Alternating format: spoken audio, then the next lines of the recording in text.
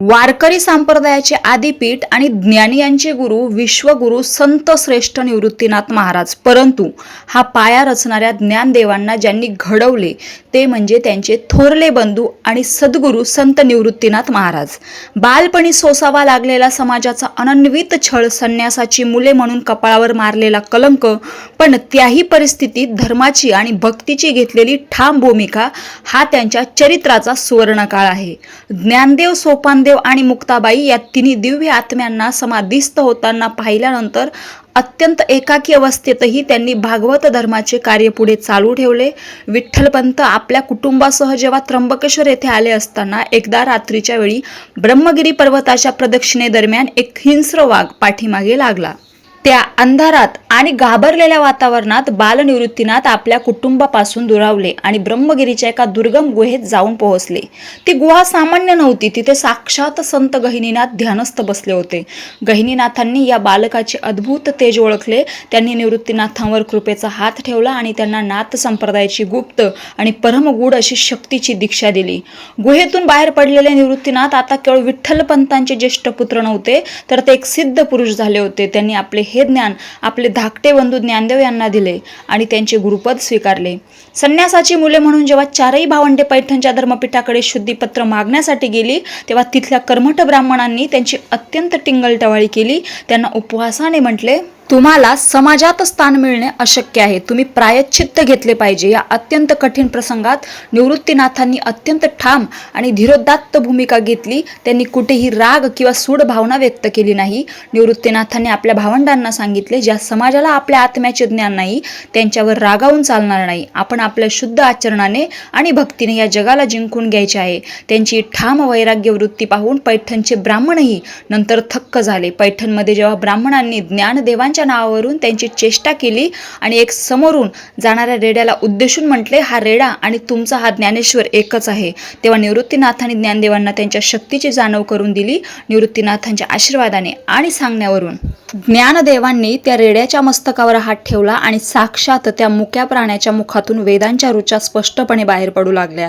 या चमत्काराच्या मागे निवृत्तीनाथांचेच गुरुबळ उभे होते. 1400 वर्ष जगलेले आणि सिद्धीचा प्रचंड माज असलेले योगी चांगदेव जेव्हा वाघावर बसून आणि हातात सापाचा चाबूक घेऊन या चार भावंडांना भेटायला आले, तेव्हा हे चौघेजण एका साध्या भिंतीवर बसून ऊन खात होते. चांगदेवांना येताना पाहून निवृत्तीनाथांनी ज्ञानेश्वरांना मुख समंती देताच ज्ञानेश्वरांनी भिंतीला आज्ञा केली, चल आपल्या पाहुण्यांना सामोरे जाऊया.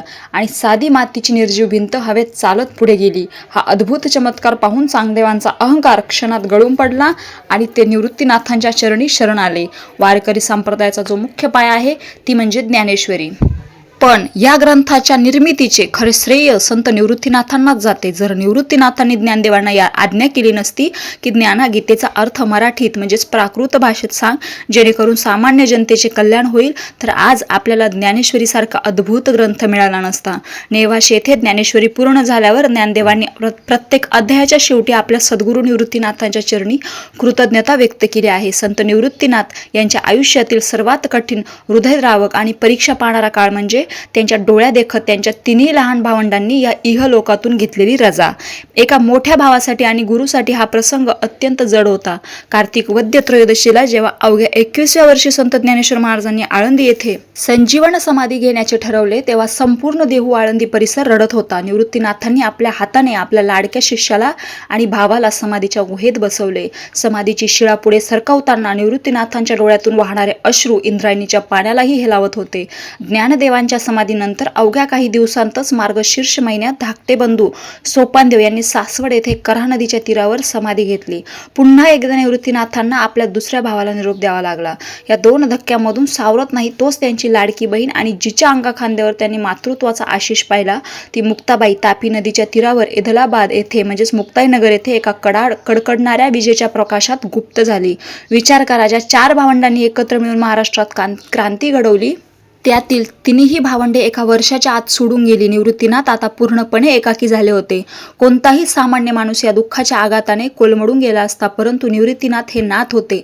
त्यांनी गहिनीनाथांना दिलेले वचन आठवले. त्यांनी आपले वैयक्तिक दुःख बाजूला ठेवले. आळंदी, सासवड आणि तापी तीरावरून फिरून त्यांनी विखुरलेल्या वारकऱ्यांना एकत्र केले. भावंडे गेली तरी विठ्ठलाची वारी आणि भागवत धर्म थांबता कामा नये ही ठाम भूमिका घेऊन त्यांनी पुढील काही महिने कीर्तन आणि उपदेशाचे कार्य अखंड चालू ठेवले. त्यांनी वारकरी संप्रदायाची विस्कळीत झालेली घडी पुन्हा बसवली. सर्व कर्तव्य पूर्ण झाल्यावर आपल्या भावंडांनी सुरू केलेले कार्य सुरक्षित हातात सोपवल्यानंतर संत निवृत्तीनाथांना आता या जगाचा निरोप घेण्याची ओढ लागली. त्यांना त्र्यंबकेश्वराची ती पावन भूमी आणि ब्रह्मगिरी पर्वताची गुहा आठवू लागली, जिथून त्यांच्या आध्यात्मिक प्रवासाची सुरुवात झाली होती. ज्येष्ठ महिना उजाडला होता. निवृत्तीनाथ महाराज, संत नामदेव आणि इतर प्रमुख वारकऱ्यांना सोबत घेऊन त्र्यंबकेश्वर येथे आले. उन्हाळा संपून पावसाचे आगमन होत होते. निसर्गही या महान संताला निरोप देण्यासाठी सज्ज झाला होता. त्र्यंबकेश्वर येथील ब्रह्मगिरीच्या पायथ्याशी जेथे आज त्यांचे भव्य मंदिर आहे, तिथे समाधीचा सोहळा ठरला. निवृत्तीनाथांनी गोदावरीत स्नान केले, समाधीच्या जागेची पूजा केली. त्यांनी उपस्थित वारकऱ्यांना आणि नामदेवांना शेवटचा उपदेश केला. नामा, विठ्ठल नामाचा गजर कधीही थांबू देऊ नका. चराचरात तो सावळा विठ्ठलच आहे हे विसरू नका. त्यानंतर निवृत्तीनाथ महाराज समाधीच्या जागेवर पद्मासन घालून बसले. त्यांनी आपले डोळे मिटले, प्राणायाम करून आपला प्राण ब्रह्मरंध्रात नेला.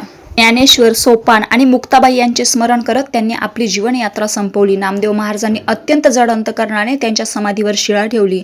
ज्या त्र्यंबकेश्वरच्या डोंगरातून गोदावरीचा उगम होतो, त्याच त्र्यंबकेश्वरच्या मातीत वारकरी संप्रदायाचा हा महामेरू विलीन झाला. आज जेव्हा आपण पंढरीच्या वारीला जातो आणि ज्ञानबा तुकाराम असा गजर करतो, तेव्हा त्या ज्ञानबा या नामाच्या मागे सद्गुरू म्हणून निवृत्तीनाथच उभे आहेत, हे आपण कधीही विसरता कामा नये. निवृत्तीनाथांचे चरित्र आपल्याला शिकवते की प्रतिकूल परिस्थितीतही धर्माची आणि सत्याची बाजू कशी धरून ठेवायची आणि आयुष्यात कितीही मोठे वैयक्तिक दुःख आले तरी समाजाप्रती असलेले आपले कर्तव्य कसे सोडायचे नाही. त्र्यंबकेश्वर येथे आजही ज्येष्ठ वद्य द्वादशीला निवृत्तीनाथांची मोठी यात्रा भरते. पंढरपूरच्या वारीमध्ये निवृत्तीनाथांची पालखी अत्यंत मानाने आणि निष्ठेने त्र्यंबकेश्वराहून निघून पंढरीला पोहोचते. अशा परम विठ्ठल भक्त ज्ञानी यांचे गुरु, भागवत धर्माचे मूळपीठ आणि वारकरी संप्रदायाचे आद्य संत श्री निवृत्तीनाथ महाराजांच्या पावन चरणी साष्टांग दंडवत.